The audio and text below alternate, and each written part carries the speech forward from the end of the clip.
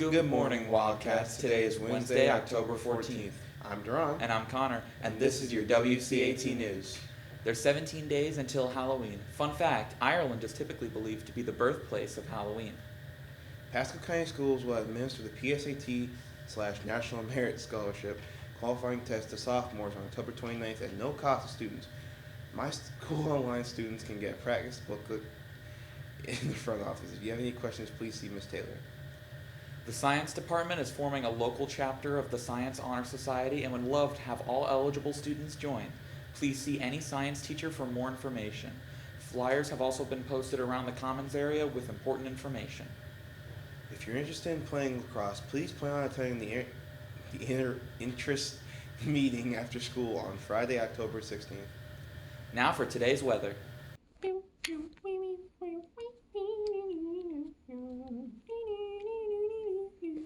Okay. Weather. For today, we have a high of 87, a low of 70, and a 3% chance of rain. And we have the same temperatures for Thursday. But there's a 19% chance of rain. Getting a little spicy. Now for today's lunch and sports. Good morning, Wildcats. Today for lunch, we have a PB&J sandwich, a chicken BLT salad, and a chicken bite sub.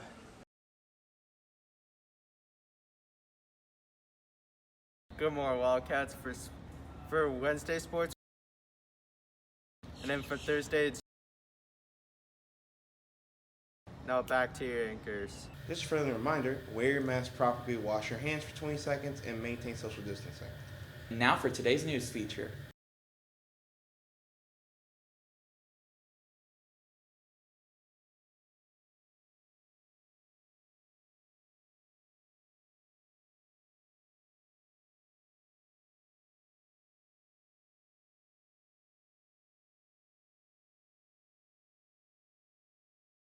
When I was a kid, I used to think that pork chops and karate chops were the same thing. I thought they were both pork chops. And because my grandmother thought it was cute, and because they were my favorite, she let me keep doing it. Not really a big deal. One day, before I realized fat kids are not designed to climb trees, I fell out of a tree and bruised the right side of my body. I didn't want to tell my grandmother about it because I was scared I'd get in trouble for playing somewhere I shouldn't have been. A few days later, the gym teacher noticed the bruise and I got sent to the principal's office. From there, I was sent to another small room with a really nice lady who asked me all kinds of questions about my life at home. I saw no reason to lie. As far as I was concerned, life was pretty good. I told her whenever I'm sad, my grandmother gives me karate chops. This led to a full-scale investigation, and I was removed from the house for 3 days until they finally decided to ask how I got the bruises. News of this silly little story quickly spread through the school, and I earned my first nickname, Pork Chop. To this day, I hate pork chops. I'm not the only kid who grew up this way, surrounded by people who used to say that rhyme about sticks and stones. As if broken bones hurt more than the names we got called, and we got called them all. So we grew up believing no one would ever fall in love with us, that we'd be lonely forever, that we'd never meet someone to make us feel like the sun was something they built for us in their tool shed. So broken heartstrings bled the blues as we tried to empty ourselves so we would feel nothing. Don't tell me that hurts less than a broken bone. That an ingrown life is something surgeons can cut away, that there's no way for it to metastasize, it does. She was 8 years old, our first day of grade 3 when she got called ugly. We both got moved to the back of class so we would stop getting bombarded by spitballs.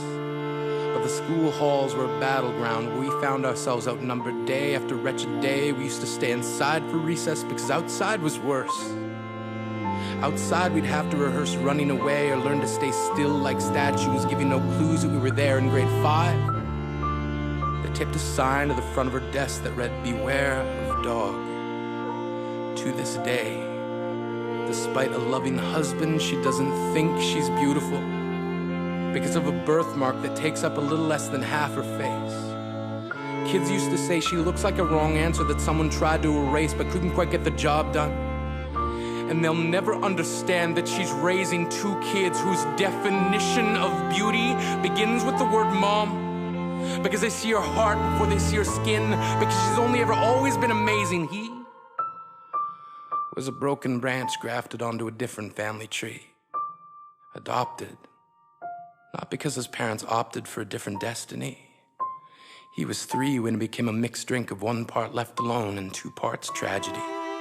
Started therapy in 8th grade. Had a personality made up of tests and pills. Lived like the uphills were mountains and the downhills were cliffs. 4/5 suicidal, a tidal wave of antidepressants, and an adolescence being called pauper. 1 part because of the pills, 99 parts because of the cruelty. He tried to kill himself in grade 10 when a kid who could still go home to mom and dad had the audacity to tell him, get over it. As if depression is something that can be remedied by any of the contents found in a first aid kit. To this day, he is a stick of TNT lit from both ends. Could describe to in detail the way the sky bends in the moments before it's about to fall. And despite an army of friends who all call him an inspiration, he remains a conversation piece between people who can't understand. Sometimes being drug-free has less to do with addiction and more to do with sanity. We weren't the only kids who grew up this way. To this day, kids are still being called names. The classics were, hey stupid, hey spaz. Seems like every school has an arsenal of names getting updated every year. And if a kid breaks in a school and no one around chooses to hear, do they make a sound? Or they're just background noise from a soundtrack stuck on repeat when people say things like kids can be cruel. Every school was a big top circus tent, and the pecking order went from acrobats to lion tamers, from clowns to carnies. All of these miles ahead of who we were freaks. Lobster claw boys and bearded ladies. Oddities juggling depression and loneliness, playing solitaire, spin the bottle, trying to kiss the wounded parts of ourselves and heal. But at night, while the others slept, we kept walking the tightrope. It was practice, and yes, some of us fell. But I want to tell them that all of this is just debris left over when we finally decide to smash all the things we thought we used to be. And if you can't see anything beautiful about yourself, get a better mirror. Look a little closer. Stare a little longer. Because there's something inside you that made you keep trying despite everyone who told you to quit. You built a cast around your broken heart and signed it yourself. You signed it. They were wrong. Because maybe you didn't belong to a group or a clique. Maybe they decided to pick you last for basketball or everything. Maybe you used to bring bruises and broken teeth to show and tell but never told. Because how can you hold your ground if everyone around you wants to bury you beneath it? You have to believe that they were wrong. They have to be wrong. Why else would we still be here? We grew up learning to cheer on the underdog because we see ourselves in them. We stem from a root planted in the belief that we are not what we were called. We are not abandoned cars stalled out and sitting empty on some highway. And if in some way we are, don't worry. We only got out to walk and get gas. We are graduating members from the class of we made it. Not the faded echoes of voices crying out names will never hurt me. Of course, they did. But our lives will only ever always continue to be a balancing act that has less to do with pain and more to do with beauty.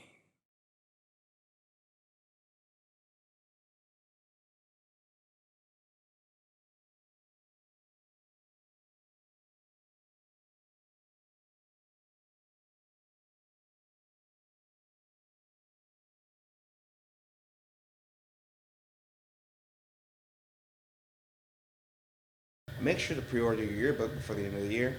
After the new year, prices will rise. Seniors, you are running out of time to get in the yearbook. If you have not scheduled your senior pictures yet, go to giganteproductions.com or call 813-907-1078. Thanks for watching, Wildcats. If you have any kind of social media, follow us to the Wildcat and make sure to follow WCHS News on Instagram for more updates. That's all for your WCAT news. Have a great day, Wildcats. I know that homecoming announcement's old. I only noticed after turning back today.